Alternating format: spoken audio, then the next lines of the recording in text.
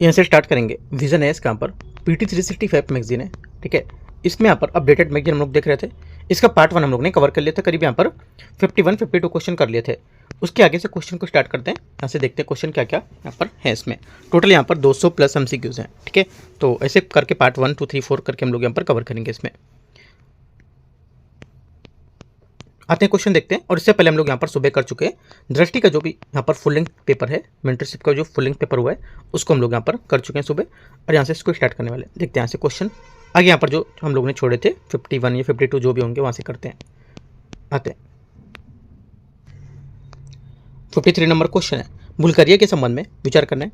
पहली बात है, इसमें बोले बुल्गारिया हाल ही में यूरो को अपनी आधिकारिक मुद्रा के रूप में अपनाने वाला यूरोजन का 21वां सदस्य बना है। पहला स्टेटमेंट यहाँ से करेक्ट है, क्योंकि बुल्गारिया ने हाल ही में अपनी यहाँ पर मुद्रा लेव को छोड़कर यूरो को अपनाया और यहाँ पर क्रोएशिया को 20वां सदस्य, उसके बाद बुल्गारिया यूरोजोन को 21वां सदस्य यहाँ पर बन गया है। ये यूरोपीय एकीकरण की दिशा में एक काफ़ी बड़ा कदम होगा। सेकेंड बात है, ये देश बाल्कन प्रायद्वीप पर स्थित है। इसकी पूर्वी सीमा काला सागर से मिलती है। सेकेंड बात यहाँ से करेक्ट है, क्योंकि बुल्गारिया बाल्कन प्रायद्वीप के पूर्वी हिस्से से स्थित है। इसकी पूर्व में काला सागर के साथ एक महत्वपूर्ण तटरेखा है, जिसे यहाँ पर सामरिक दृष्टि से महत्वपूर्ण बनाती है। दोनों बात करेक्ट है। तीसरा, बुल्गारिया की तट सीमा रोमानिया और दक्षिण में तुर्की एवं ग्रीस से लगती है।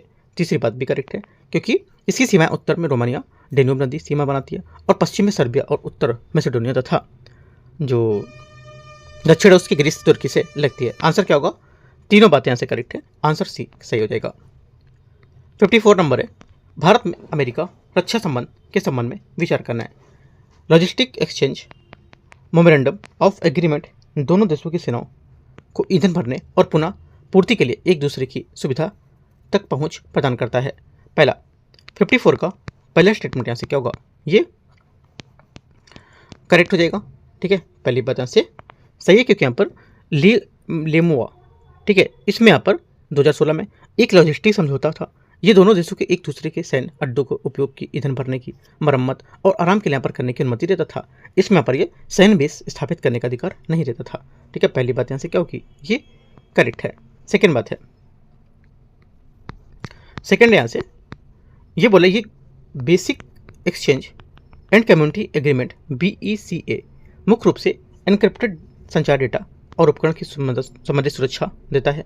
सेकेंड बात यहाँ से गलत है, क्योंकि यहाँ पर BECA जो है ये मुख्य रूप से भू स्थानिक डेटा, उच्च सटीक मानचित्र और उपग्रह छवि को साझा करने के संबंधित होता है।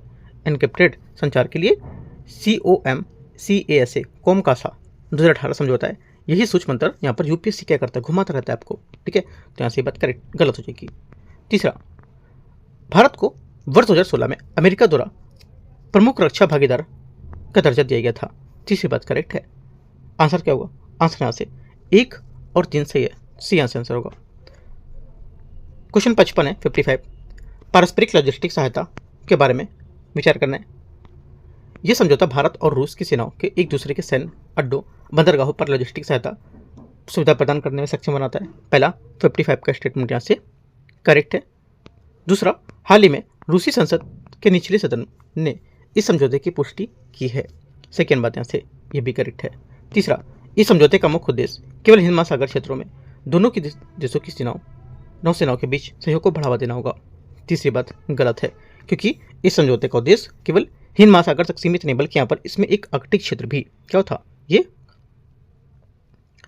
शामिल है, जहां रूस की मजबूत उपस्थिति होती है और भारत की रुचि बढ़ रही है। आंसर क्या होगा? 1 और 2 करेक्ट हो जाएगा। 56 है, मोनेरो सिद्धांत के संबंध में विचार करना है। इसकी घोषणा 1823 में अमेरिकी राष्ट्रपति जेम्स मोनेरो द्वारा की गई थी। 56 का पहला स्टेटमेंट यहाँ से करेक्ट है। सेकेंड बात है, ये सिद्धांत यूरोपीय शक्तियों द्वारा अमेरिका, उत्तर और दक्षिण अमेरिका में नए उपनिवेश स्थापित करने का विरोध करता है। सेकेंड बात भी करेक्ट है, क्योंकि यहाँ पर इसका उद्देश्य ये मानना था कि अमेरिका महाद्वीप अब यूरोपीय शक्तियों का द्वारा भविष्य में उपनिवेशीकरण के लिए खुला नहीं है। यदि कोई यूरोपीय शक्ति हस्तक्षेप करती है तो उसे अमेरिका के विरुद्ध शत्रुतापूर्ण कार्य माना जाएगा। तीसरा, इस सिद्धांत के तहत अमेरिका ने यूरोपीय युद्धों को या उनके मौजूदा उपनिवेश में सक्रिय हस्तक्षेप की प्रतिबद्धता जताई थी। तीसरी बात गलत है, क्योंकि इस सिद्धांत का दूसरा हिस्सा ये था कि अमेरिका भी यूरोप युद्ध थे जो उनके मौजूदा उपनिवेश में हस्तक्षेप नहीं करेगा। ठीक है, और हस्तक्षेप करने की प्रतिबद्धता लिखा है तो यहाँ से गलत बता रहा है। आंसर क्या होगा, 1 और 2 करेक्ट है। ठीक है, तीसरा गलत होगा। 56 का आंसर ए। 57 है, डोनरो सिद्धांत के बारे में विचार करना हाल में जो चर्चा में था। ये अमेरिका की आधिकारिक और लिखित राष्ट्रीय सुरक्षा नीति है। 57 का पहला स्टेटमेंट यहाँ से गलत हो जाएगा, क्योंकि डोनरो सिद्धांत कोई आधिकारिक या लिखित नीति नहीं है। ये डोनाल्ड ट्रंप और मोनरो सिद्धांत के मिश्रण से यहाँ पर बना एक औपचारिक शब्द है जो ट्रंप प्रशासन की विदेश नीति कार्यशैली को दर्शाता है। सेकेंड बात है, ये शासन परिवर्तन के बजाय शासन प्रबंधन पर ध्यान केंद्रित करता है। सेकेंड बात करेक्ट है भी। तीसरा, इसमें लेन देन संबंधी संसाधन निष्कर्षण जो होती है इसको प्राथमिकता दी जाती है। तीसरी बात यहाँ से ये भी करेक्ट है, क्योंकि इसमें प्रमुख लेन देन यदि अमेरिका किसी देश की मदद करेगा तभी उससे बदले में खनिज तेल या आर्थिक लाभ मिलेंगे। आंसर क्या होगा, आंसर हो जाएगा 2 और 3 करेक्ट है बी। 58 नंबर है, वेनेजुएला के संसाधन प्रोफाइल के संबंध में विचार करना है। देखते हैं इसकी जो संसाधन प्रोफाइल, इसके बारे में पहला, वेनेजुएला के पास दुनिया का सबसे बड़ा प्रमाणिक तेल भंडार है। पहला स्टेटमेंट यहाँ से जो 58 होगा, 58 का पहला स्टेटमेंट यहाँ से करेक्ट है, क्योंकि वेनेजुएला के पास सऊदी अरब से भी अधिक लगभग 300 बिलियन बैरल दुनिया का सबसे बड़ा प्रमाणिक तेल भंडार है। सेकेंड बात है, वेनेजुएला कच्चे तेल का सबसे बड़ा भागीदार संयुक्त राष्ट्र अमेरिका होगा, संयुक्त राज्य अमेरिका है। सेकेंड बात यहाँ से गलत है, क्योंकि प्रतिबंधों और राजनीतिक तनाव के कारण वर्तमान में चीन और भारत इसके बड़े भागीदार रहे हैं। ठीक है, ऐतिहासिक रूप से अमेरिका बड़ा खरीदार था, लेकिन वर्तमान में सबसे बड़ा नहीं है। क्या होगा, सेकेंड गलत हो जाएगा। तीसरा, वेनेजुएला ओपेक के संस्थापक सदस्यों में से एक है। सही बात है, क्योंकि 1960 में ओपेक की स्थापना करने वाले 5 संस्थापक देशों में से एक है। यहाँ पाया जाने वाला कच्चा तेल मुख्य रूप से हल्का और मीठा होता है, इसे परिष्कृत करना आसान होता है। चौथी बात गलत है, क्योंकि वेनेजुएला का तेल भारी और गंधयुक्त होता है, इसे परिष्कृत करना काफ़ी कठिन और महंगा होता है। तेल सऊदी अरब या अमेरिका से अधिक मिलता है। चौथी बात गलत है। 1 और 3 करेक्ट है। आंसर क्या होगा, 58 का करेक्ट आंसर बी। 2 बातें सही है। 59 हाल ही में चर्चा में रही ग्रीनलैंड के संबंध में विचार करना है। देखते हैं इसको। ग्रीनलैंड रणनीतिक रूप से GI UK गैप का हिस्सा है और उत्तरी अटलांटिक पनडुब्बी गतिविधियों की निगरानी के लिए एक महत्वपूर्ण समुद्री गलियारा होगा। 59 का पहला स्टेटमेंट यहाँ से करेक्ट है, क्योंकि ये जो बोला है गैप GI UK गैप जो है ये उत्तरी अटलांटिक में एक रणनीतिक नौसैनिक मार्ग है और ग्रीनलैंड यहाँ रूसी पनडुब्बियों के लिए अटलांटिक प्रवेश में रोकने के महत्वपूर्ण होगा।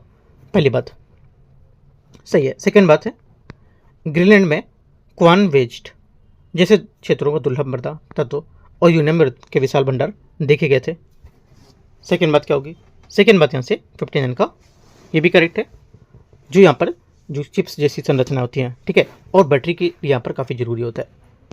एल्बिडो प्रभाव जो होता है इसके माध्यम से ग्रीनलैंड की विशाल हिम परत सूर्य के विकिरण को प्रवर्तित कर पृथ्वी के और प्राकृतिक जो शीतलन है उसके तंत्र के रूप में काम करेंगी। तीसरी बात यहाँ से यह भी करेक्ट है। तीनों बातें यहाँ से करेक्ट है। 59 का आंसर 1, 2 और 3 डी यहाँ से करेक्ट है। क्वेश्चन नंबर 60 है। क्वेश्चन 60 है, अंतर्राष्ट्रीय संगठनों में अमेरिका के हटने और G2 अवधारणा है उसके बारे में विचार करना है। देखते हैं। संयुक्त राज्य अमेरिका ने जनवरी 2026 में दूसरी बार पेरिस जलवायु समझौते औपचारिक रूप से अलग होने की घोषणा की है। पहला क्या होगा, सृष्टि का पहला स्टेटमेंट जो रहेगा ये क्या होगा, सोचो आप क्या होगा। पहला सृष्टि का पहला स्टेटमेंट यहाँ से करेक्ट है। ठीक है, पहली बात यहाँ से करेक्ट है, क्योंकि यहाँ पर रिपब्लिक प्रशासन जो है उसके तहत अमेरिका ने अक्सर जलवायु समझौते अमेरिका की जो अर्थव्यवस्था है उसके लिए बाधक माना और दोबारा इसे हटने की प्रक्रिया शुरू की थी। पहली बात करेक्ट हो जाएगी 60 की। सेकेंड बात है, अमेरिका पूर्व 1984 और 2017 में यूनेस्को से अलग हो चुका था। सेकेंड बात करेक्ट है, क्योंकि यहाँ पर अमेरिका ने पहले इजराइल प्रति यूनेस्को की कथित पक्षपात के कारण बाद में वित्तीय कारणों से यूनेस्को छोड़ा था, हालांकि बाद में वापस भी आ गया था।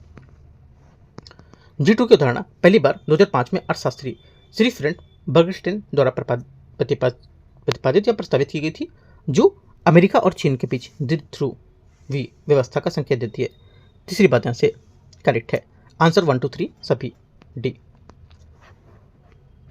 61 है, गाजा के लिए शांति बोर्ड के संबंध में विचार करना है। यह बोर्ड अमेरिकी 20 सूत्री गाजा शांति योजना का एक महत्वपूर्ण हिस्सा है, जिसे संयुक्त राष्ट्र सुरक्षा परिषद के संकल्प 2803/2025 द्वारा समर्पित किया गया है।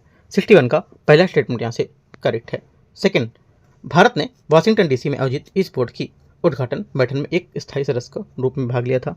सेकंड बात गलत हो जाएगा, क्योंकि भारत इस बोर्ड में अक्सर आमंत्रित सदस्य या सलाहकार के रूप में देखा जाता था, लेकिन इसे स्थायी सदस्य, जो आमतौर पर यूएनएससी के स्थायी सदस्य और प्रमुख क्षेत्रीय अरब देश होते हैं, ये कहना तकनीक रूप से गलत हो जाएगा। तीसरी बात है, इस बोर्ड के प्रस्तावित अध्यादेश में गाजा प्रशासन के लिए राष्ट्रीय समिति के कामकाज का पर्यवेक्षण करना शामिल होगा। तीसरी बात करेक्ट है। आंसर क्या होगा? 1 और 3 सही है, सही आंसर सी। आगे आते हैं क्वेश्चन नंबर 62 62। पैक्स सिलिका पहल के बारे में विचार करना है। यह संयुक्त राज्य अमेरिका के नेतृत्व में शुरू की गई एक पहल है, जिसका उद्देश्य सुरक्षित और नवाचार आधारित प्रौद्योगिकी जो प्रणाली है उसका निर्माण करना। 62 का पहला स्टेटमेंट यहाँ से क्या होगा? ये करेक्ट है। दूसरा है, इस पहल के तहत भारत और अमेरिका ने भारत अमेरिका अवसर साझेदारी पर एक संयुक्त वक्तव्य पर हस्ताक्षर किए थे। सेकेंड बात भी करेक्ट है। पैक्स सिलिका का मुख्य उद्देश्य महत्वपूर्ण खनिजों और सेमीकंडक्टर आपूर्ति श्रृंखला के लिए केवल एशियाई देशों पर निर्भरता बढ़ाना होगा। तीसरी बात गलत है, क्योंकि इसका उद्देश्य एशियाई देशों में विशेषकर चीन पर निर्भरता को घटाना होगा और आपूर्ति श्रृंखला में विविधता लाना। यह रिस्किंग नीति पर आधारित है, ना कि केवल एशियाई देशों पर निर्भरता बढ़ाने पर। ओनली 1 2 करेक्ट है। आंसर यहाँ से बी करेक्ट हो जाएगा। क्वेश्चन 63 है, रिस्पॉन्सिबल नेशंस इंडेक्स के बारे में विचार करना है। रिस्पॉन्सिबल नेशन इंडेक्स के संबंध में विचार करना है। ये सूचकांक वर्ल्ड इंटेलेक्चुअल फाउंडेशन द्वारा जवाहरलाल नेहरू विश्वविद्यालय और IIM मुंबई के सहयोग से विकसित किया गया है। 63 का पहला स्टेटमेंट यहाँ से करेक्ट है। दूसरा, इस सूचकांक में भारत को वैश्विक स्तर पर 16वां स्थान प्राप्त हुआ है और ये सिंगापुर को छोड़कर प्रमुख एशियाई देशों में शीर्ष पर है। सेकेंड बात भी करेक्ट है।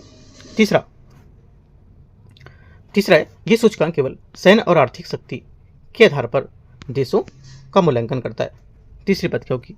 तीसरी बात जो यहाँ से होगी 63 की, ये गलत है, क्योंकि यहाँ पर ये सूचकांक केवल सैन्य या आर्थिक शक्ति पर नहीं, बल्कि यहाँ पर पर्यावरण नैतिकता और शांति स्थापना और मानवीय हस्तक्षेप जैसे जो सहायता है उसके सॉफ्ट और पावर संकेतों पर आधारित होती है। तीसरा गलत हो जाएगा। ठीक है, आंसर क्या होगा? आंसर हो जाएगा 63 का 1 2 करेक्ट है। 63 का क्या होगा? 1 2 करेक्ट है। तीसरा गलत है। सही आंसर 63 का ए यहाँ से सही होगा। ठीक है, ए यहाँ से करेक्ट आंसर है। क्वेश्चन नंबर 64 है, नया देशी फ्रेमवर्क जो है द्वारा इसके संबंध में विचार करना है। ये फ्रेमवर्क भारत और विश्व बैंक के बीच वर्ष 2026-31 की अवधि के लिए हस्ताक्षरित किया गया था। पहला 64 का पहला स्टेटमेंट यहाँ से क्या होगा? ये करेक्ट है। दूसरा है, इसके तहत भारत को 8 से 10 अरब डॉलर की वित्तीय सहायता उपलब्ध कराई जाएगी। सेकेंड बात यहाँ से ये भी करेक्ट हो जाएगा। तीसरा यहाँ से स्टेटमेंट है, ये बोला है कि इस साझेदारी का मुख्य केंद्रिक जो सार्वजनिक क्षेत्र है उसके नेतृत्व में रोजगार सृजन करना होगा। तीसरी बात गलत है, क्योंकि यहाँ पर आधुनिक जो NCPF है इसका मुख्य केंद्र निजी क्षेत्र जो प्राइवेट सेक्टर होते हैं उसके नेतृत्व में विकास करना, नवाचार बढ़ाना और विश्व बैंक के अब सरकारी ऋण के साथ साथ निजी क्षेत्र को भी भागीदारी का अधिक जोर देगा। तीसरा गलत होगा। 1 2 करेक्ट है। आंसर यहाँ से बी सही होगा। क्वेश्चन नंबर 65 है, जैविक हथियार अभिसमय के बारे में विचार करना है। जैविक हथियार अभिसमय के संबंध में निम्नलिखित पर विचार करते हैं। ये सामूहिक विनाश के हथियारों की एक पूरी श्रेणी को प्रतिबिंबित करने वाली पहली बहुपक्षीय निरस्त्रीकरण संधि होगी। पहली बात 65 का यहाँ से करेक्ट है। सेकेंड, ये संधि 1925 में जिनेवा प्रोटोकॉल को पूरक करने की, जिससे यहाँ पर केवल युद्ध को उपयोग करने पर प्रतिबंधित किया गया था। ये बात करेक्ट हो जाएगी। ठीक है, लेकिन देशों ने इन्हें बनाए रखने या इन्हें नहीं रोकता था और वहाँ पर BWC इस कमी को पूरा करते थे। तीसरा है, भारत अभी तक इस अभिसमय का पक्ष हस्ताक्षर अभिकर्ता नहीं है। ये बात गलत है, क्योंकि भारत BWC का एक हस्ताक्षरकर्ता और पक्षकार राष्ट्र है। भारत हमेशा सामूहिक विनाश के हथियारों को पूर्ण उन्मूलन के समर्थक में रहता था। 1 2 करेक्ट है। 66 नंबर क्वेश्चन है। 66 हाँ 66 है, संयुक्त राष्ट्र चार्टर का अनुच्छेद 51 ऑफ UN चार्टर के बारे में विचार करना है। अनुच्छेद 51 सदस्य देशों के आत्मरक्षा के निहित अधिकार की मानता रहता है। 66 का पहला स्टेटमेंट यहाँ से करेक्ट है। यह अनुच्छेद केवल व्यक्तिगत आत्मरक्षा की अनुमति देता है, सामूहिक आत्मरक्षा की नहीं। सेकेंड बात गलत हो जाएगी, क्योंकि यह अनुच्छेद व्यक्तिगत एक देश स्वयं की रक्षा करना, ये व्यक्तिगत हो गया, और सामूहिक जैसे कि नाटो या अन्य मित्र देश मिलकर रक्षा करना, ये सामूहिक हो गया। ये दोनों प्रकार के आत्मरक्षा की अनुमति देता है, तो ये बात गलत हो जाएगी। कौन सी? सेकेंड वाली। तीसरा, इसके तहत आत्मरक्षा का अधिकार तभी उत्पन्न होता है जब किसी देश के विरुद्ध सशस्त्र हमला हुआ हो। तीसरी बात यहाँ से करेक्ट है। आंसर क्या होगा? 1 और 3 करेक्ट है, तो सही पूछा है बी। क्वेश्चन नंबर 66 है। 67, मधुन्योमा एयरबेस के बारे में विचार करना है। हाल ही में चर्चा में रहे मधुन्योमा एयरबेस के बारे में। ये एयरबेस केंद्र शासित प्रदेश लद्दाख के पूर्वी लद्दाख क्षेत्र में स्थित है। 67 का पहला स्टेटमेंट करेक्ट है। इसका निर्माण सीमा सड़क संगठन BRO द्वारा किया जाता है। सेकेंड बात भी करेक्ट है। तीसरा है, ये लेह कारगिल और थोइस के बाद लद्दाख क्षेत्र का दूसरा प्रमुख एयरबेस होगा। तीसरी बात यहाँ से गलत होगी, क्योंकि ये लद्दाख का दूसरा नहीं बल्कि यहाँ पर चौथा प्रमुख हवाई क्षेत्र है। ये लेह कारगिल और थोइस सियाचिन के पास से पहले से सक्रिय एयरबेस होगा। 1 2 करेक्ट है, तीसरा गलत होगा। Answer B. 68 है, वैश्विक जोखिम रिपोर्ट ग्लोबल रिस्क रिपोर्ट के बारे में विचार करना है। ये रिपोर्ट प्रतिवर्ष विश्व आर्थिक मंच WEF द्वारा जारी की जाती है। 68 का पहला स्टेटमेंट यहाँ से करेक्ट है। विश्व जोखिम रिपोर्ट 2026 की श्रृंखला का नवीनतम संस्करण जो दुनिया के सामने आने वाले प्रमुख खतरों का विश्लेषण करेगा। सेकेंड बात यहाँ से ये भी करेगा, करेक्ट है, क्योंकि यहाँ पर इसकी रिपोर्ट में अक्सर जो जलवायु परिवर्तन है और आर्थिक मंदी को शीर्ष यहाँ पर जोखिम के रूप में चिन्हित किया गया होता है। ठीक है, दोनों बातें यहाँ पर वैश्विक जोखिम रिपोर्ट के बारे में करेक्ट है। ग्लोबल रिस्क रिपोर्ट, आंसर यहाँ से सी करेक्ट है। 69 है, वैश्विक आर्थिक संभावना रिपोर्ट के बारे में विचार करना है। इस रिपोर्ट का प्रकाशन अंतर्राष्ट्रीय मुद्रा कोष IMF द्वारा किया जाता है। 69 का पहला स्टेटमेंट यहाँ से गलत है, क्योंकि ग्लोबल इकोनॉमिक पर्सपेक्टिव्स जो रिपोर्ट है विश्व बैंक वर्ल्ड बैंक द्वारा वर्ष में 2 बार जारी की जाती है, और ये IMF world economic outlook WEO जारी करता है। ठीक है, पहला गलत हो जाएगा। सेकेंड बात है, ये रिपोर्ट वैश्विक आर्थिक विकास की प्रवृत्ति और उभरती अर्थव्यवस्थाओं के लिए संभावनाओं का विवरण बताती है। सेकेंड बात यहाँ से करेक्ट है। ओनली 2 करेक्ट है, बी आंसर होगा 69 का।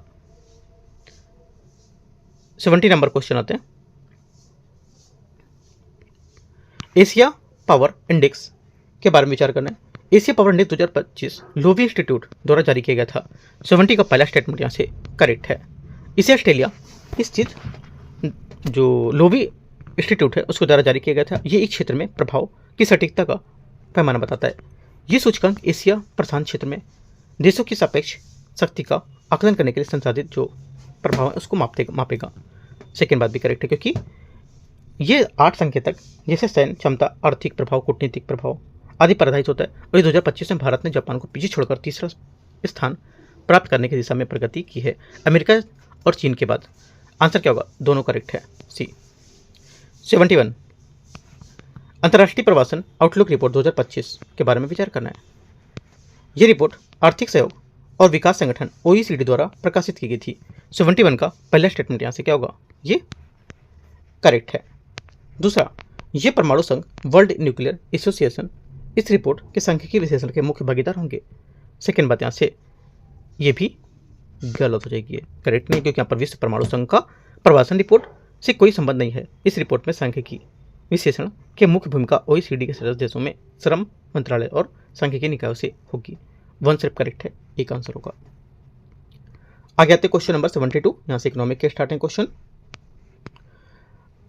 विकसित भारत रोजगार गारंटी की आजीविका मिशन गारंटी ग्रामीण अधिनियम 2025 के बारे में विचार करना है। वीबी जीराम जी। ठीक है, ये अधिनियम महात्मा गांधी द्वारा ग्रामीण राष्ट्रीय रोजगार गारंटी अधिनियम मनरेगा का स्थान लेगा। तीसरे का पहला 72 का पहला स्टेटमेंट यहाँ से करेक्ट हो जाएगा। सेकेंड, इसके तहत ग्रामीण परिवारों को प्रति वर्ष न्यूनतम 125 दिन की जो सुनिश्चित मजदूरी रोजगार प्रदान की गारंटी दी जाएगी। सेकेंड बात भी करेक्ट है। तीसरा, पहले यहाँ पर कितना था, 100 था। ठीक है, तीसरा है, इस अधिनियम के तहत मुख्य रूप से मौसम के दौरान राज्यों को बुआई कटाई के समय अधिकतम 60 दिन का कार्यों को रोकने की अनुमति होती है। तीसरी बात यहाँ से करेक्ट है बी। चौथा, यदि समय पर काम नहीं दिया जाता है तो बेरोजगारी भत्ता उत्तरदायित्व के लिए केंद्र सरकार मानी जाएगी, है ना, ये उत्तरदायी होगी, क्योंकि यहाँ पर चौथी बात गलत है, क्योंकि कानून के अनुसार काम न मिलने पर बेरोजगारी भत्ता देने की प्राथमिकता राज्य की सरकार की जिम्मेदारी होती है। ठीक है, ना कि केंद्र सरकार की, तो ये बात गलत हो जाएगी। आंसर क्या होगा, 1, 2 और 3 करेक्ट है ना, 1, 2, 3, हाँ ठीक है, सी यहाँ से आंसर होगा। ठीक है, सी करेक्ट आंसर है, 3 बातें सी है। क्वेश्चन 73 है, राज्य के वित्त स्टेट फाइनेंस के संबंध में विचार करना है। 2014-15 से 23-24 के दौरान राज्यों की राजस्व प्राप्तियों के दौरान राज्यों का अपना कर राजस्व सबसे बड़ा घटक रहा है। पहला 73 का पहला स्टेटमेंट यहाँ से करेक्ट है। सेकेंड नंबर, राज्यों के प्रतिबद्ध व्यय जैसे वेतन, पेंशन और ब्याज और सब्सिडी के कुल राजस्व व्यय के आधे से अधिक हिस्सा अवशोषित किया गया है। सेकेंड बात, 73 का सेकेंड, ये भी करेक्ट है। वित्त वर्ष 23-24 के लगभग सभी राज्यों ने 15वें वित्त आयोग द्वारा अनुशंसित जीएलटीपी के 3% राजकोषीय घाटे की सीमा को सफलतापूर्वक पालन किया है। तीसरी बात यहाँ से गलत है, क्योंकि सभी राज्य 3% की सीमा का पालन नहीं कर पाए हैं और कई राज्यों ने राजकोषीय घाटा जो फिस्कल डेफिसिट है अभी भी पर उच्च स्तर पर है। हालांकि 15वें वित्त आयोग ने इसे धीरे धीरे कम करने पर रोड मैप दिया है। 1-2 करेक्ट है, आंसर ए। क्वेश्चन 74 है, उपभोक्ता मूल्य सूचकांक सीपीआई के संबंध में विचार करना है। सांख्यिकी और कार्यक्रम मंत्रालय के लिए नया आधार वर्ष 2024 निर्धारित किया गया था। 74 का पहला गलत है, क्योंकि वर्तमान में सीपीआई का आधार वर्ष 2012 है। सरकार ने इसे बदलने पर विचार कर रही है, लेकिन आधिकारिक तौर पर 2024 को आधार वर्ष के रूप में अभी लागू नहीं किया गया है। सीपीआई की गणना के लिए लॉस पेयर सूचकांक सूत्र जो है लॉस पेयर्स इंडेक्स फार्मूला का उपयोग किया जाता है। सेकेंड बात, 74 का क्या होगी, ये करेक्ट है। तीसरा, MOSPI द्वारा जनवरी 2011 से आधार वर्ष 2012 के साथ सीपीआई ग्रामीण, शहरी और संयुक्त रूप से जारी करना शुरू किया गया था। तीसरी बात यहाँ से करेक्ट है। आंसर क्या होगा, 2 और 3 करेक्ट है बी। क्वेश्चन 75 है, उपभोक्ता मूल्य सूचकांक सीपीआई के महत्व के संबंध में विचार करना है। भारतीय रिजर्व बैंक आरबीआई द्वारा मौद्रिक नीति निर्णय और मूल्य स्थिरता की निगरानी के लिए इसका उपयोग किया जाता है। 75 का पहला स्टेटमेंट करेक्ट है। दूसरा, ये नाममात्र नॉमिनल जीडीपी को वास्तविक रियल जीडीपी में समायोजित करने के लिए एक अपस्फीति कारक के रूप में काम करता है। सेकेंड बात करेक्ट है। तीसरा, इसका उपयोग केंद्र सरकार द्वारा सामाजिक क्षेत्र की कल्याणकारी योजनाओं को तैयार करने के लिए किया जा सकता है। तीसरी बात क्या होगी, तीसरी बात यहाँ से ये गलत हो जाएगी, क्योंकि केंद्र और राज्य सरकार गरीबी रेखा के निर्धारण और सामाजिक कल्याण योजनाओं के लाभों को मुद्रास्फीति के अनुसार समायोजित करने के लिए सीपीआई डेटा का उपयोग करती हैं। तीसरा गलत है, 1-2 करेक्ट हो जाएगा, आंसर बी। 76 नंबर है, निर्यात तत्परता सूचकांक ईपीआई के संबंध में विचार करना है। नीति आयोग ने हाल ही में इस सूचकांक का चौथा संस्करण जारी किया है। 76 का पहला स्टेटमेंट यहाँ से करेक्ट है। दूसरा, यह सूचकांक वर्ष 2030 तक $2 ट्रिलियन अमेरिकी डॉलर की वस्तु निर्यात लक्ष्य के रूप में अनुरूप होगा। सेकेंड बात करेक्ट है बी। तीसरा, इस सूचकांक का मुख्य उद्देश्य भारत के राज्यों और केंद्र शासित प्रदेशों की निर्यात क्षमता का मूल्यांकन करना होगा। तीसरी बात यह भी करेक्ट है। आंसर 1, 2, 3 सभी करेक्ट है, तो आंसर क्या होगा, 1, 2, 3 76 का 1, 2, 3 डी यहाँ से करेक्ट आंसर है। 77 नंबर क्वेश्चन है, ईपीआई 2024 की संरचना और प्रदर्शन के बारे में विचार करना है। राज्यों का वर्गीकरण उनके भू क्षेत्रफल, जनसंख्या और जीएलटीपी के आधार पर किया जाता है। 77 का पहला स्टेटमेंट यहाँ से करेक्ट है। सेकेंड है, व्यावसायिक परितंत्र स्तंभ का भारांश 40% है। सेकेंड बात क्या होगी? 77 का सेकेंड बात यहाँ से गलत है, क्योंकि सेकेंड गलत है क्योंकि सूचकांक में 4 प्रमुख स्तंभ है: नीति, व्यावसायिक परितंत्र, निर्यात परितंत्र, निर्यात प्रदर्शन, और जिसमें से एक का भारांश 40% नहीं है। ये बात गलत हो जाएगी, विभाजित है अलग अलग, ठीक है, ये गलत होगा। तीसरा है महाराष्ट्र, तमिलनाडु और गुजरात बड़े राज्यों की श्रेणी के शीर्ष प्रदर्शन करने वाले राज्यों में शामिल होते हैं। तीसरी बात क्या होगी? करेक्ट है। आंसर एक और एक नहीं, पहला सही था, पहला स्टेटमेंट इसका पहला तो सही था, ठीक है, दूसरा गलत है, तीसरा सही है, तो आंसर हो जाएगा आपका 1 और 3 सही है ना। 1 और 3 सही होगा, तो 1 और 3 तो ऑप्शन में नहीं दे रखा है, चलो अपना स्टेटमेंट अपना अलग से कर लेते हैं, 1 और 3 मान लेते हैं इसको, ठीक है, किसी को ही मान लो 1 3। आगे आते हैं, थोड़ा सा मिस्टेक हो गया प्रिंट में। 78 भारत के निर्यात प्रदर्शन के संबंध में विचार करना है। वित्त वर्ष 24-25 में भारत का कुल निर्यात पिछले वर्ष की तुलना में 6.1% की वृद्धि दर्ज की गई है। 78 का पहला स्टेटमेंट यहाँ से करेक्ट है, ठीक है। उसके बावजूद भारत की कुल निर्यात में सकारात्मक वृद्धि देखी गई है, पहले बात सही है। सेकेंड बात है भारत की सेवा निर्यात 387.5 बिलियन डॉलर के साथ अपने सर्वकालिक उच्च स्तर पर पहुंच गया है। सेकेंड बात यहाँ से ये भी करेक्ट है। वस्तु निर्यात में पिछले वर्ष की तुलना में 13.6% गिरावट आई है। तीसरी बात यहाँ से गलत है, क्योंकि वस्तु निर्यात में गिरावट की बात गलत है, क्योंकि यहाँ पर वृद्धि दर धीमी रही है, लेकिन ये 13.6 जैसी बड़ी गिरावट दर्ज नहीं की गई है। तीसरा गलत हो जाएगा, ठीक है, आंसर 1 2 करेक्ट है। 79 नंबर है स्टार्टअप्स इंडिया पहल के संबंध में विचार करना है। स्टार्टअप इंडिया पहल के तहत स्टार्टअप्स की पात्रता के संबंध में विचार करना है। किसी इकाई को उसके पंजीकरण तिथि से 10 वर्ष की अवधि के लिए स्टार्टअप्स मनाता है। 79 का पहला स्टेटमेंट यहाँ से करेक्ट है। सेकेंड है स्थापना के बाद किसी भी वित्त वर्ष में इकाई का वार्षिक कारोबार 200 करोड़ रुपए से अधिक नहीं होना चाहिए। सेकेंड बात ये भी गलत है, क्योंकि वार्षिक कारोबार टर्नओवर की सीमा 100 करोड़ रुपए होनी चाहिए, ना कि 200 करोड़, ठीक है, तो सेकेंड बात गलत हो जाएगी। तीसरा एक स्टार्टअप्स को प्राइवेट लिमिटेड कंपनी, साझेदारी फर्म या सीमित देयता भागीदारी के रूप में पंजीकृत होना चाहिए। तीसरी बात यहाँ से करेक्ट है। 1 और 3 सही होगा। 79 का आंसर क्या होगा? 79 का आंसर सी यहाँ से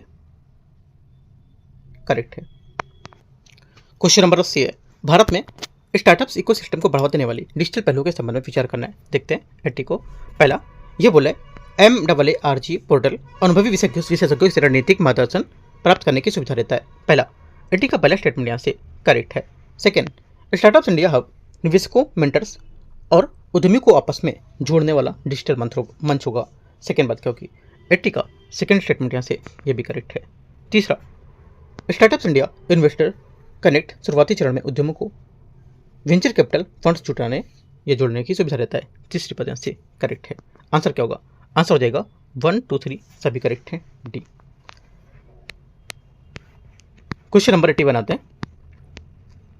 भारत में कारपोरेट बॉन्ड बाजार के संबंध में विचार करना है। भारत के कुल बॉन्ड बाजार में कारपोरेट बॉन्ड की हिस्सेदारी सरकारी प्रतिभूति से अधिक होगी। 81 का पहला स्टेटमेंट यहाँ से गलत है, क्योंकि यहाँ पर भारत में बॉन्ड बाजार की सरकारी प्रतिभूति का दबदबा है, लेकिन यहाँ पर ऋण बाजार की सरकारी बॉन्ड की हिस्सेदारी लगभग 70 से 80 है, जबकि यहाँ पर कारपोरेट बॉन्ड बाजार अभी भी यहाँ पर विकसित हो रहा है। भारत में लगभग 98% कारपोरेट बॉन्ड निजी नियोजन के माध्यम से जारी किए जाते हैं। सेकेंड बात करेक्ट है। समानता बाजार दरों में वृद्धि होने के पर कॉर्पोरेट बॉन्ड के मूल्य वैल्यू में कमी आती है। तीसरी बात यहाँ से क्या होगी? करेक्ट है। आंसर क्या होगा? आंसर यहाँ से 2 और 3 सही है, बी। 82 नंबर है 82 नंबर प्रधानमंत्री कौशल विकास योजना के बारे में विचार करना है। इस योजना की शुरुआत वर्ष 2015 में कौशल विकास और उद्यमिता मंत्रालय द्वारा की गई थी। पहली बात 82 का यहाँ से क्या होगा? ये करेक्ट है। सेकेंड राष्ट्रीय कौशल विकास निगम इस योजना की कार्यान्वयन एजेंसी होगी। सेकेंड बात यहाँ क्या होगी? सेकेंड बात यहाँ से ये करेक्ट हो जाएगा। तीसरा इस योजना के तहत प्रमाणित उम्मीदवारों को 1000 रुपये की मौद्रिक प्रोत्साहन राशि सीधे उनके बैंक खाते DBT में प्रदान की जाती है। तीसरी बात यहाँ से गलत होगी। आंसर क्या होगा? आंसर यहाँ से 1 2 करेक्ट है, तो बी सही होगा। क्वेश्चन 83 PMKVY संघीय स्वरूप यहाँ पर उसकी विशेषताओं के संबंध में विचार करना है, कौन सा सही होगा? 83 में पहली बात है, इसमें एनएचडीसी और राज कौशल विकास मिशन के लिए क्रमशः 75 से और 25 भौतिक लक्ष्य वित्तीय आवंटन निर्धारित करना होगा। 83 का पहला करेक्ट है।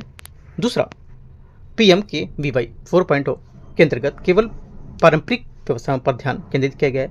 इसमें AI या रोबोटिक्स जैसी तकनीकों को शामिल नहीं किया गया है। सेकेंड बात यहाँ से 83 की ये गलत है, क्योंकि यहाँ पर इसको भी शामिल किया गया है।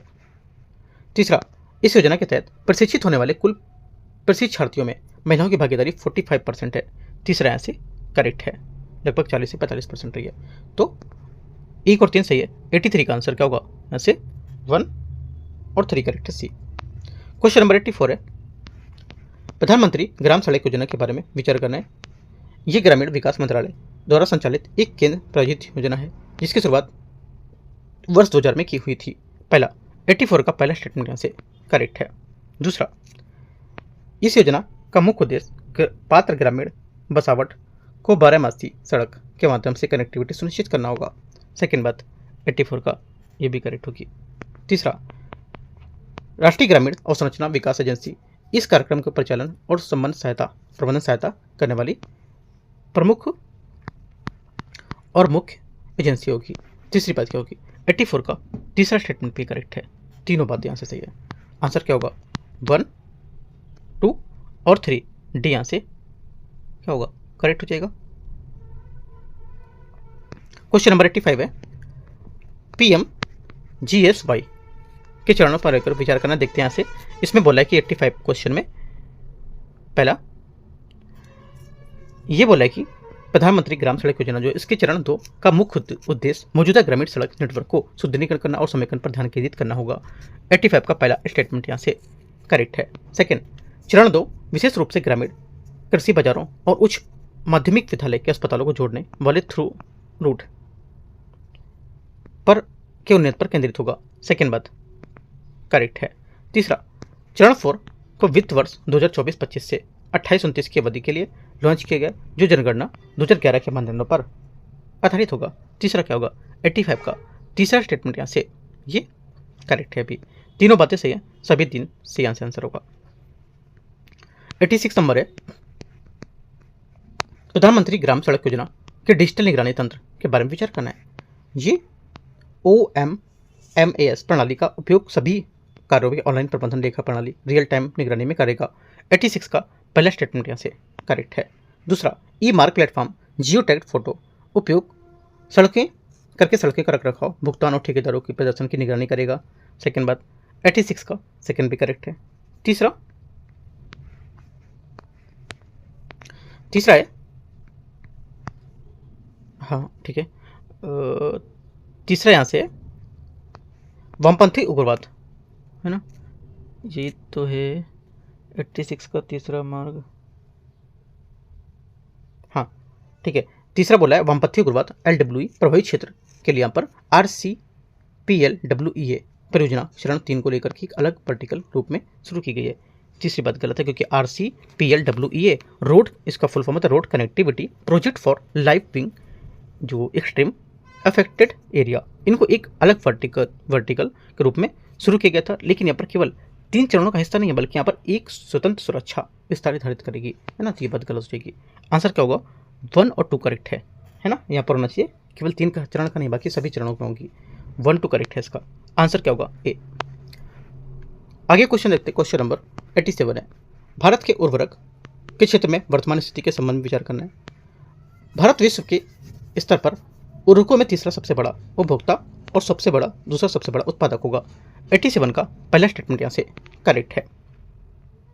दूसरा, उर्वरक सब्सिडी पर होने वाला व्यय भारत के कुल केंद्रीय व्यय के 10% से अधिक होगा। सेकेंड बात यहाँ से क्या होगी?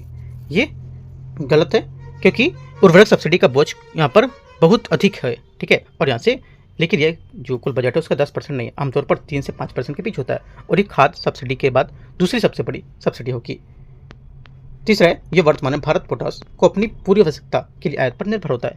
तीसरी बात यहाँ से करेक्ट है, क्योंकि भारत में पोटास की जो होता है उसके व्यावसायिक भंडार नहीं है, इसलिए यहाँ पर हम इसकी 100% आवश्यकता के लिए रूस, कनाडा, जॉर्डन जैसे जो देश हैं उसमें आयात करेंगे, ठीक है। तो आंसर क्या होगा? 3 करेक्ट है, 1 करेक्ट है। आंसर यहाँ से सी। 88 नंबर है, 88 नंबर क्वेश्चन, भारत में उर्वरकों के उपयोग के संतुलित अनुपात के संबंध में विचार करना है। पहली बात है, भारत में एनपी के उपयोग के झुकाव मुख्य रूप से नाइट्रोजन यूरिया की ओर अधिक होगा।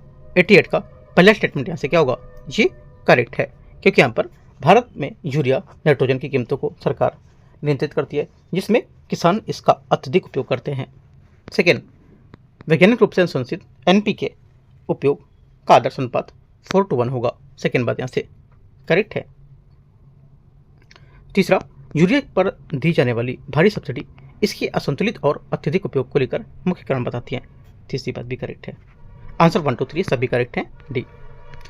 आगे क्वेश्चन आते हैं 89 नंबर क्वेश्चन, 89 नंबर क्वेश्चन में 89 नंबर है, पोषक तत्व आधारित सब्सिडी योजना क्रियान्वयन के बारे में विचार करना है। यह योजना यूरिया की समय पर उपलब्धता सुनिश्चित करने के लिए लागू की गई है।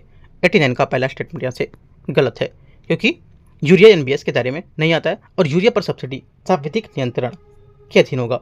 ठीक है। सेकेंड बात है, इसके अंतर्गत फास्फोरस और पोटेशियम पीएन के उर्वरक पर सब्सिडी उनकी पोषक तत्व सामग्री के आधार पर दी जाती है। सेकेंड बात क्या होगी, पहला गलत है, सेकेंड यहाँ से सही होगा। तीसरा, इस योजना के दायरे में डीएपी, एमएपी, एसएसपी और अमोनियम सल्फेट सहित कुल 28 ग्रेड के उर्वरक शामिल होंगे। तीसरी बात यहाँ से करेक्ट होगी। आंसर 2 और 3 सही है, तो सी यहाँ से आंसर होगा। क्वेश्चन नंबर 90,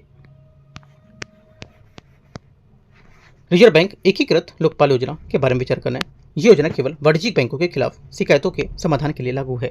90 का पहला स्टेटमेंट यहाँ से क्या होगा, ये गलत है, क्योंकि ये एक राष्ट्र एक लोकपाल दृष्टिकोण पर आधारित है। ये वाणिज्यिक बैंकों और यहाँ पर जो भुगतान प्रणाली उसका ऑपरेटर हैं सभी शिकायतों की कवर करेगा। पहला गलत है। सेकंड, लोकपाल के पास शिकायतों के निर्माण के लिए 30 लाख तक मुआवजा देने की शक्ति होती है। सेकंड बात गलत है, क्योंकि लोकपाल के पास मानसिक प्रताड़ना के लिए 1 लाख रुपए और वास्तविक नुकसान के लिए अधिकतम 20 लाख रुपए तक मुआवजा देने की शक्ति होती है। 30 लाख की सीमा बैंकिंग लोकपाल के पुराने नियम में थी। लोकपाल के पास जाने के बाद राशि की कोई ऊपरी सीमा नहीं है। तीसरी बात करेक्ट है। आंसर यहाँ पर सिर्फ कौन सा सही है, पहला तो गलत है, दूसरा भी गलत है, तो सही पूछा है ना, तो सही पूछा है तो केवल 3 सही होना चाहिए, है ना। स्टेटमेंट थोड़ा सा मिस्टेक है, तो केवल 3 आप अपना स्टेटमेंट लिख लो यहाँ से, सही, ठीक है। आंसर क्या होगा, केवल 3, राइट। आगे आते हैं क्वेश्चन नंबर 91, ओईसीडी वैश्विक न्यूनतम कर ग्लोबल मिनिमम टैक्स है, उसके बारे में विचार करना है। ये वैश्विक आधार क्षरण रोधी मॉडल नियमों पर आधारित होती है। 91 का पहला स्टेटमेंट यहाँ से क्या होगा, ये करेक्ट है। दूसरा, इसका मुख्य उद्देश्य बहुराष्ट्रीय उद्यमों के लिए 15% की बैंकिंग न्यूनतम कॉर्पोरेट दर सुनिश्चित करना होता है। सेकेंड बात यहाँ से ये भी करेक्ट है। तीसरा है, भारत इस ओईसीडी G20 समावेशी ढांचे का सदस्य नहीं होगा। तीसरी बात क्या होगी, 91 का तीसरा स्टेटमेंट यहाँ से ये गलत है, क्योंकि भारत इस ओईसीडी G20 समावेशी ढांचे का एक सक्रिय सदस्य है और भारत ने अंतर्राष्ट्रीय कराधान सुधारों के एक ऐतिहासिक समझौते का समर्थन किया है। 1 और 2 करेक्ट हो जाएगा, आंसर ए। 92 नंबर है, 92 नंबर क्वेश्चन, भारत में चावल उत्पादन और निर्यात की स्थिति के संबंध में विचार करना है। भारत में चावल को पीछे छोड़कर विश्व का सबसे बड़ा चावल उत्पादक बन गया है। 92 का पहला स्टेटमेंट यहाँ से क्या होगा, ये गलत है, क्योंकि अभी चीन विश्व का सबसे बड़ा चावल उत्पादक और दूसरे स्थान पर भारत है, हालांकि दोनों के बीच कम अंतर रहता है। पहला गलत हो जाएगा। वर्ष 2024-25 के आंकड़ों के अनुसार पश्चिम बंगाल भारत में चावल का सबसे बड़ा उत्पादक राज्य होगा। सेकेंड बात करेक्ट है। तीसरा, भारत विश्व का सबसे बड़ा चावल निर्यातक देश भी होगा। तीसरी बात करेक्ट है, ठीक है, और भारत की हिस्सेदारी लगभग 40% है। 2 और 3 करेक्ट है, answer C. Question number 93, NPS Vatsalya Yojana के बारे में विचार करना है। ये पीआईबी में न्यूज़ थी, ठीक है, पीआईबी में थी और पीटी 365 में भी है। यह योजना पेंशन निधि विनियामक फंड और प्राधिकरण द्वारा विनियमित होती है। 93 का पहला स्टेटमेंट यहाँ से करेक्ट होगा।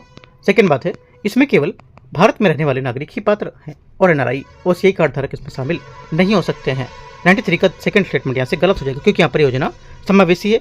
इसमें एनआरआई, अनिवासी भारतीय और ओसीआई जो होते हैं ओवरसीज सिटीजन ऑफ इंडिया, ये कार्ड धारक भी क्या होते हैं, अपने बच्चों के नाम पर खाता खोल सकते हैं। ठीक है। इस खाते का संचालन के लिए न्यूनतम अनुदान 250 रुपये प्रति वर्ष निर्धारित किया गया था। तीसरी बात यहाँ से गलत होगी, क्योंकि ये योजना समावेशी है और इसमें NRI अनिवासी भारतीय OCI overseas citizen of India कार्डधारक अपने पर खाता खोल सकते हैं। तीसरा क्या होगा? तीसरा गलत होगा। ठीक है, ये 250 रुपये न्यूनतम मासिक दान जो है 1000 रुपये निर्धारित किया गया है, 250 नहीं होगा, यहाँ से गलत हो जाएगी। 250 की 1000 होगी, यहाँ पर 250 नहीं होगी। ठीक है, और दूसरा वाला भी गलत था क्योंकि यहाँ पर इसमें जो कार्डधारक उस इंडिया के थे सब यहाँ पर अपने बच्चों के खाते खोल सकते हैं।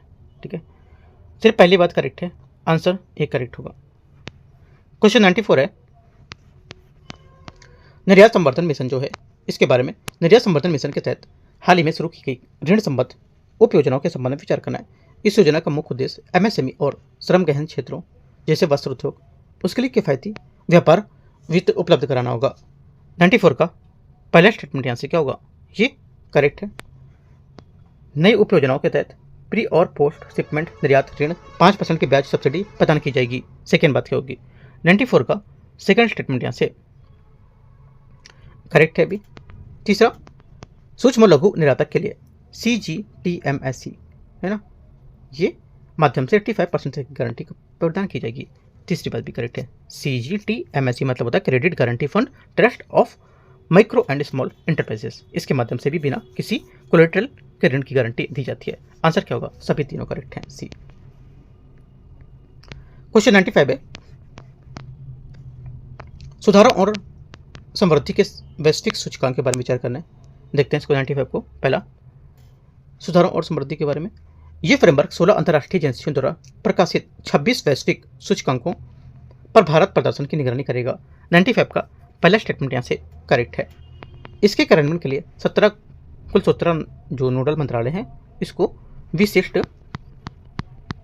सूचकांकों की निगरानी कर सौंपा गया है। सेकेंड बात यहाँ से गलत है ना, सेकेंड गलत हो जाएगा क्योंकि इस कार्य के लिए वर्तमान में 30 से अधिक नोडल मंत्रालय को शामिल किया गया है। कथन में 17 दिया गया जो काफी पुराना आंकड़ा बताता है। नीति आयोग का विकास निगरानी और मूल्यांकन कार्यालय डेटा गुणवत्ता सुधार कार्यान्वयन के लिए भूमिका निभाएगा। बात करेक्ट है। आंसर 1 और 3 सही है। क्वेश्चन 96 है, 96 नंबर है, निक्षेप बीमा प्रत्यक्ष गारंटी के बारे में विचार करना है। यह भारतीय रिजर्व बैंक की पूर्ण स्वामित्व वाली सहायक कंपनी होगी। 96 का पहला स्टेटमेंट यहाँ से करेक्ट है क्योंकि यहाँ पर RBI की 100% स्वामित्व वाली सहायक संस्था है जिसकी स्थापना DICGC अधिनियम 1961 के तहत की गई थी। बीमा प्रीमियम का भुगतान जमाकर्ताओं द्वारा किया जाता है। सेकेंड बात, 96 का सेकेंड गलत है क्योंकि बीमा प्रीमियम का भुगतान बैंकों द्वारा किया जाता है, जमाकर्ताओं द्वारा नहीं। ये बैंकों के लिए अनिवार्य होगा। अधिकतम बीमा कवरेज 5 लाख रुपए होगा। तीसरी बात यहाँ से ये करेक्ट है क्योंकि अधिकतम यदि कोई यहाँ पर बैंक डूबता है तो यहाँ पर प्रत्येक जमाकर्ता को अधिकतम 5 लाख रुपए मूलधन प्लस ब्याज तक की यहाँ पर सुरक्षा मिलेगी। 1 और 3 करेक्ट है। आंसर यहाँ से सी। 97 है, टैक्स रैम्स के बारे में विचार करना है। टैक्स रैम्स योजना का क्रियान्वयन केंद्रीय कपड़ा मंत्रालय द्वारा किया जा रहा है और इसके लिए वर्ष 2025-26 से 31-31 तक के लिए 305 करोड़ बजट का आवंटित किया गया है। 97 का पहला स्टेटमेंट यहाँ से करेक्ट है। सेकेंड बात है, इस योजना का प्राथमिक उद्देश्य भारत के कपड़ा और परिधान परिस्थिति तंत्र के भविष्य को लिए तैयार करना और अनुसंधान एवं स्टार्टअप्स को बढ़ावा देना होगा। सेकेंड बात यहाँ से करेक्ट हो जाएगी, है ना, दोनों बातें यहाँ से सही है। आंसर यहाँ से सी। 98 है, बुनियादी पशुपालन सांख्यिकी 2025 के बारे में। बुनियादी पशुपालन सांख्यिकी 2025 रिपोर्ट के अनुसार भारत दुग्ध उत्पादन में विश्व में पहले स्थान पर है और वैश्विक उत्पादन में इसकी हिस्सेदारी 25% होगी। 98 का पहला करेक्ट है। दूसरा, रिपोर्ट के अनुसार अंडा उत्पादन में आंध्र प्रदेश और मांस उत्पादन में उत्तर प्रदेश भारत के शीर्ष उत्पादक राज्य होंगे। सेकेंड बात भी करेक्ट है, दोनों बातें सही हैं। ठीक है, आंसर क्या होगा? सी। 99 नंबर है, खान सुरक्षा महानिदेशालय के संबंध में विचार करना है। DGMS की स्थापना मूल रूप से 1902 में खान निरीक्षण ब्यूरो के रूप में की गई थी। 99 का पहला करेक्ट हो जाएगा। दूसरा, ये केंद्रीय और श्रम रोजगार मंत्रालय के तहत एक विनियामक निकाय होगा। सेकेंड बात क्या होगी? 99 का सेकेंड बात यहाँ से क्या होगी? सेकेंड बात यहाँ से ये भी करेक्ट है। तीसरा, इसका मुख्यालय धनबाद झारखंड में स्थित होगा। तीसरी बात यहाँ से ये भी करेक्ट है। तीनों बातें सही है। 1, 2, 3 डी। क्वेश्चन 100 है, राष्ट्रीय व्यावसायिक शिक्षा और प्रशिक्षण परिषद के संबंध में विचार करना है। इसकी स्थापना 2018 में केंद्रीय कौशल विकास और उद्यमिता मंत्रालय के तहत की गई थी। 100 का पहला स्टेटमेंट यहाँ से करेक्ट है। इसने राष्ट्रीय कौशल विकास एजेंसी NSDA और राष्ट्रीय व्यावसायिक प्रशिक्षण परिषद का विलय कर दिया है। सेकेंड बात क्या होगी, 100 का सेकेंड स्टेटमेंट यहाँ से ये भी करेक्ट है। तीसरा, ये कौशल विकास के लिए राष्ट्रीय विनियामक संस्था होगी, तीसरी बात भी करेक्ट है। और यहाँ पर ये इसके लिए कौशल क्षेत्र के लिए अम्ब्रेला रेगुलेटर के रूप में काम करेगा और जो मान्यता प्राप्त मानक तय करने का काम करता है। तीनों बातें करेक्ट है, 1, 2, 3 डी। क्वेश्चन आगे 101 से 1 नंबर क्वेश्चन हम लोग चलो कर ही लेते हैं। 101 नंबर है, हाल ही में समाचारों में रही ग्लोबल इकोनॉमिक प्रोस्पेक्ट्स रिपोर्ट के बारे में विचार करना है। ये रिपोर्ट विश्व बैंक द्वारा जारी की जाती है। 101 का पहला स्टेटमेंट यहाँ से क्या होगा, ये करेक्ट है। सेकेंड बात है, इसे वैश्विक स्तर पर आर्थिक समृद्धि की संभावनाओं का आकलन करने के लिए वर्ष में 2 बार प्रकाशित किया जाता है। सेकेंड बात भी करेक्ट है, एक बार जनवरी और दूसरी बार जून में। ठीक है, जनवरी की रिपोर्ट व्यापक होती है और जून की रिपोर्ट अपडेट प्रदान करती है। दोनों बातें सही है। तीसरा है, भारत की आर्थिक समृद्धि जो है पूर्वानुमान पिछले जून के 6.3 के अनुपात में संशोधित करके वित्त वर्ष 25-26 के लिए 7.2 कर दी गई है। तीसरी बात यहाँ से भी करेक्ट है। तीनों करेक्ट है, आंसर डी यहाँ से करेक्ट है। और इस टाइप से हम लोग के 101 क्वेश्चन यहाँ से कवर हो चुके हैं। ठीक है, कल हम लोग ने 50 कर लिए थे परसों, और 50 क्वेश्चन करीब 51 क्वेश्चन आज कर लिए। राइट, तो यहाँ से क्या हो गए, आपके 101 क्वेश्चन पूरे हो गए। अभी हम लोग के यहाँ पर 100 से 100 प्लस क्वेश्चन और बचे हैं। ठीक है, क्योंकि 200 प्लस क्वेश्चन यहाँ पर हैं। राइट, बाकी यहाँ पर देखते रहो, एक एक करके हम लोग यहाँ पर सब क्वेश्चन को पूरे मैगजीन को डिस्कस कर लेंगे। और बाकी मार्केट में भी, मार्केट से भी आप इसको परचेस कर सकते हो। ठीक है, एंड करते हैं इसको। All the best, thank you.